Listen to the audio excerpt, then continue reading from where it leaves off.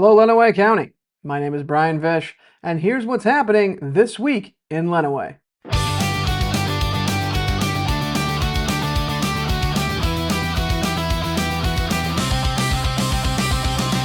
Accurate, dependable, and late-breaking.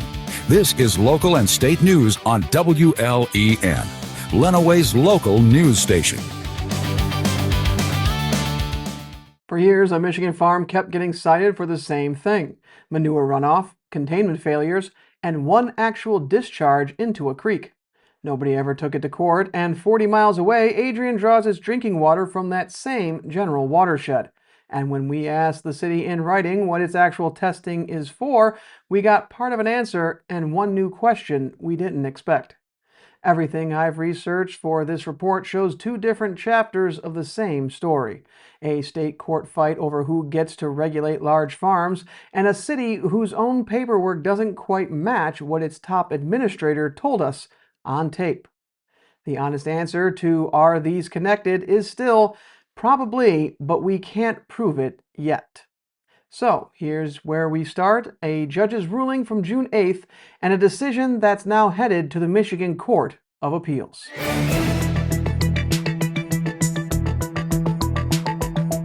An Ingham County judge's ruling on Michigan's farm pollution permit is now headed to the Michigan Court of Appeals, after both the state's environmental agency and a coalition of environmental groups filed to challenge part of that decision.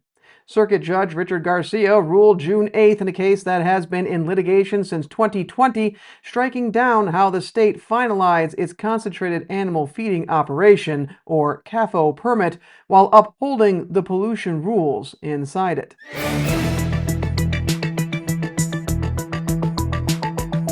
The case centers on a general permit issued in 2020 by the Michigan Department of Environment, Great Lakes, and Energy, or EGLE, which sets rules for how large livestock farms store and apply manure.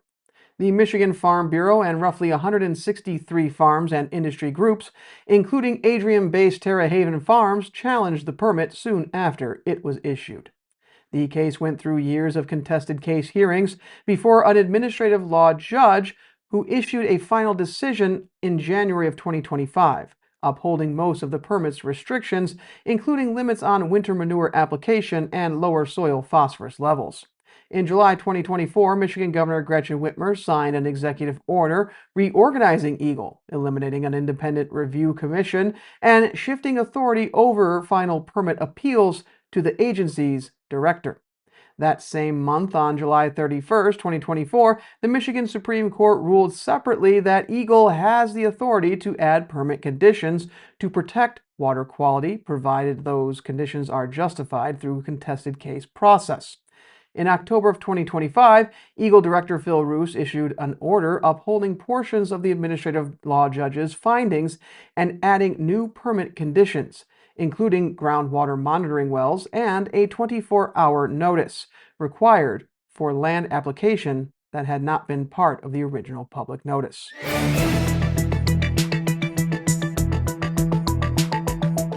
Garcia ruled that Roos's order violated due process, citing the retroactive application of the 2024 executive order to a case already in contested proceedings, and citing the new conditions Roos added without additional public notice.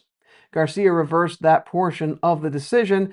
At the same time, Garcia upheld the administrative law judge's underlying findings in full, ruling that the winter application restrictions and reduced phosphorus limits were supported by competent material and substantial evidence in the record.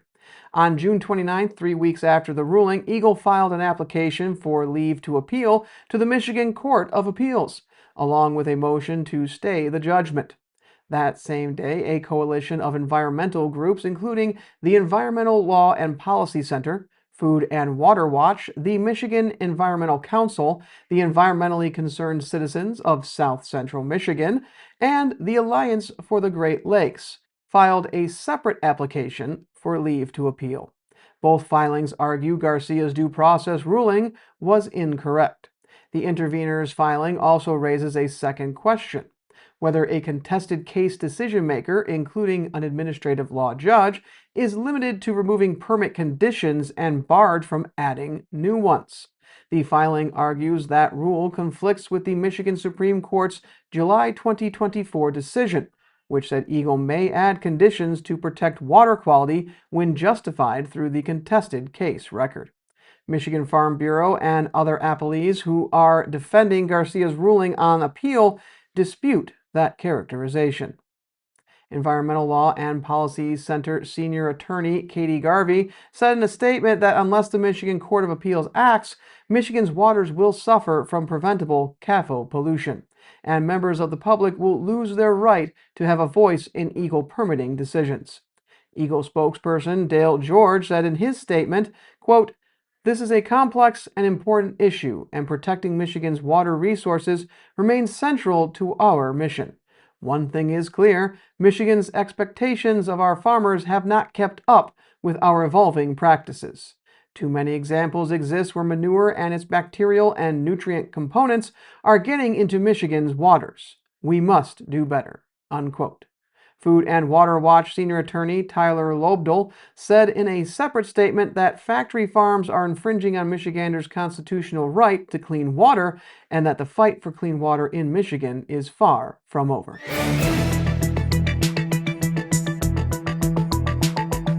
Terrehaven Farms, one of the industry parties in the underlying case, has a documented enforcement history that spans 2 decades. State records show the Adrian farm was first cited for production area runoff in 2005. In 2013, the state issued Terrehaven an administrative court order carrying a $4,000 penalty, an agency-level settlement, not a court judgment. No Michigan court has entered a judgment against the farm. In March 2015, the state cited Terrehaven again for an actual discharge, though, of manure-laden water into Black Creek, following land application on snow-covered ground and subsequent snowmelt. Additional violation notices were issued in 2016, 2018, 2023, 2024, and January of 2025, citing manure storage and containment failures, including a June 2024 notice describing wastewater leaking into a wetland and pond, which the state said was being evaluated for escalated enforcement. More on that in a moment.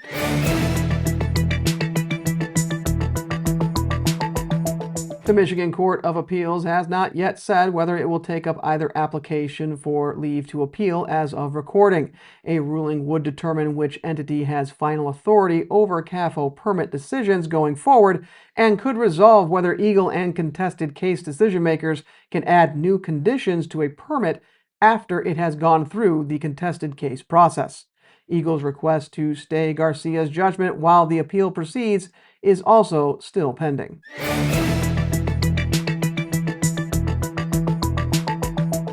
That's what the CAFO fight looks like from the state level. Now, here's what it looks like from the tap. Adrian's water department has now provided some of what we asked for. Lab results showing no detectable levels of several harmful algae toxins in the city's water supply.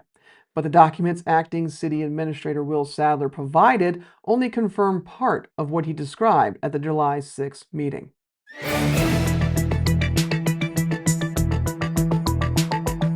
Adrian's water system draws from a surface reservoir and has a documented history of taste and odor complaints tied to geosmin and 2-MIB, naturally occurring compounds produced by algae and cyanobacteria.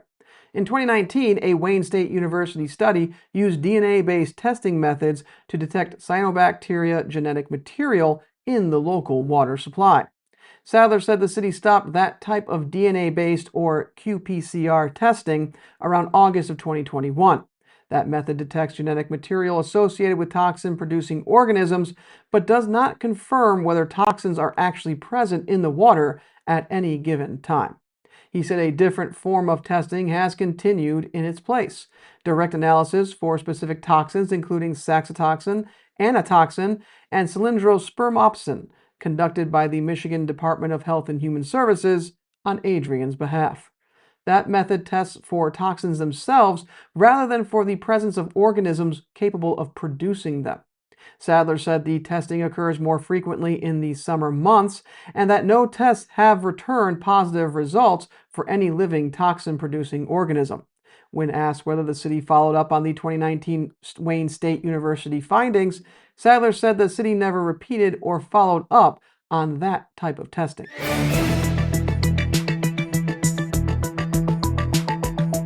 At the July 6 meeting, Sadler presented 4 options for upgrading the city's water treatment system based on a 2019 engineering study now being updated.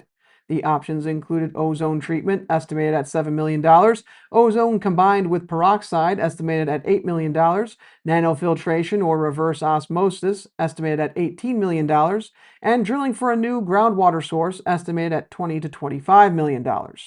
Sadler said the nanofiltration option would generate a wastewater byproduct requiring either a river discharge permit or disposal through the sanitary sewer system.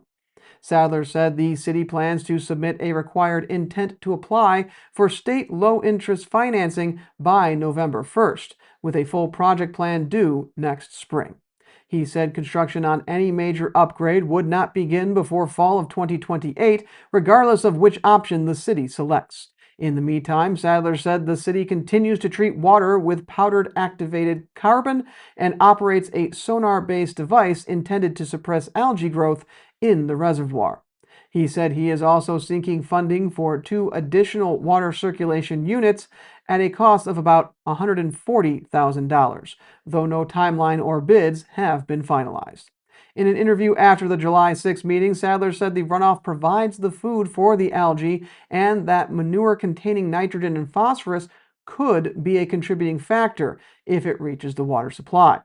He, however, did not attribute that risk to any specific farm or property. Typically, the runoff provides the food for the algae, so it could be a problem. And if there's a lot of cow manure and stuff like that, that could cause problems because the blue-green algae as a food source for them, as well as like fertilizers. If there's nitrogen or phosphorus or stuff, it's a food source, so it could be a problem. Yes.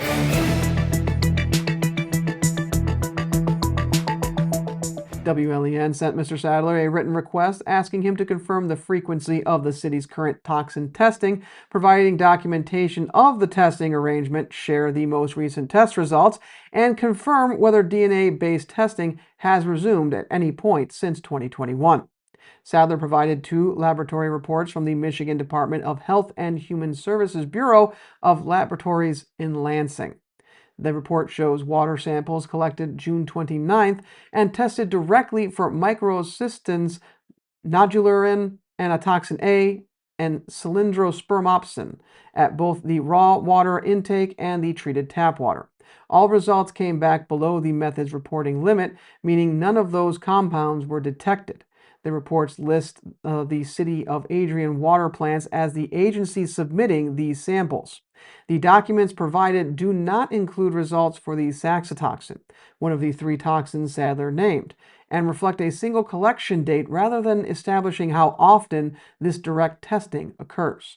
They also do not address DNA-based testing at all, since that method looks for a different thing entirely. We still do microcystin testing, and we actually have, I believe, the city of Monroe does that for us, so we're still doing it. And we pick it up in the summertime.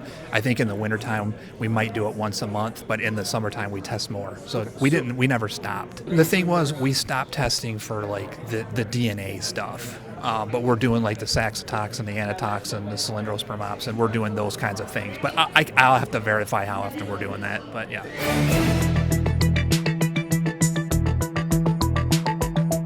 Here's that connection as promised earlier. Terrehaven sits on Wolf Creek Highway, inside the same general watershed Adrian draws its drinking water from. A chronology compiled by the environmentally concerned citizens of South Central Michigan, the same advocacy group that assembled Terrehaven's enforcement record, cited earlier in this report, and itself is one of the parties appealing the permit ruling, asserts that Black Creek, the waterway Terrehaven discharged into in March of 2015, is a tributary of Wolf Creek, which the group says becomes Lake Adrian, the city's reservoir. The group's chronology states that the farm's runoff is a contributing factor to excess nutrients and bacteria in the reservoir and the surrounding watershed. That specific hydrological claim has not been independently verified through County Drain Commission records, state watershed data, or Federal Geological Survey sources, and no Eagle document reviewed for this report draws a confirmed link between Terrehaven, or any specific farm for that matter, and any specific condition in Adrian's water supply. What is confirmed, independent of that claim, agricultural runoff in general can serve as food sources for the algae behind the city's taste and odor issues. The same point Sadler made earlier in this report, in general terms without naming any specific farm or property.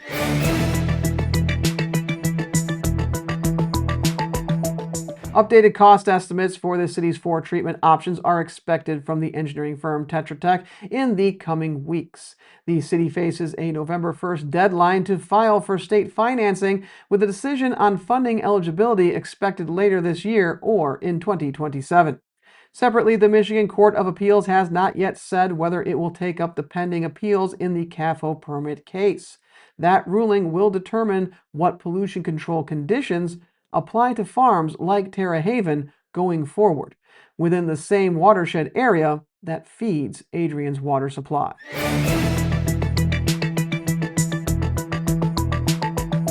So that's where we are right now with both of these. We have a farm with a 2-decade paper trail and 1 confirmed discharge into a creek, but no court has ever ruled on that because nobody ever sued. There's a legal fight over who gets to write these rules now sitting with the Michigan Court of Appeals, and Adrian did come back with real lab results. And there were no toxins detected for what it's worth. And that's worth saying plainly. The testing Adrian sent us, direct analysis for the toxins themselves, is actually the more rigorous testing method for answering the question that matters the most. Is the water safe right now? What it stopped doing 5 years ago, the DNA-based testing, was more of an early warning tool anyway, not a safety check in itself. And that's a real change worth tracking, but it's not the same as saying the city stopped checking its water. What's still sitting there unanswered is narrower than it sounds. One specific toxin, how often this actually happens, and whether that early warning testing is something worth bringing back regardless. I'm not going to tell you that the farm case and the water testing are definitely connected because nobody's handed me that proof. And I'm not going to pretend otherwise just because the map makes it tempting. What I can tell you is that they're sitting in the same watershed, headed toward the same open questions. And WLEN will be here when those questions get answered. Because this is just the prologue. If you're a Clive Cussler fan, think of this as the introduction that takes place at some point in history and sets up the adventure. And this adventure has yet to be written. I'm Brian Vish for WLEN, Lenawee's local news station. Count on WLEN, Lenawee's local news station, to keep you informed with accurate and dependable information 24 hours a day.